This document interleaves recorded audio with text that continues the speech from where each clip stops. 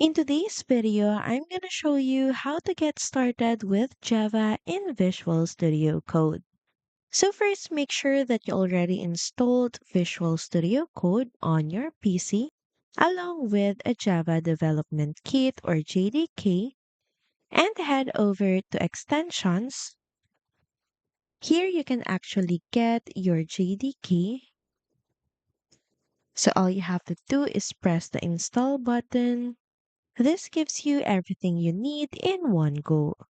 Once installed, start creating a new text file by clicking File, then New Text File. So first, save it as a Java type file. So from here, we're just gonna look for Java and you can name this as Hello World or you can name it however you want it to be and click on Save. And now you can start typing a simple code or program like this. And here you'll also notice a run button, which is this play like button above your code. And all you have to do is click this and VS Code will then compile and run your program automatically.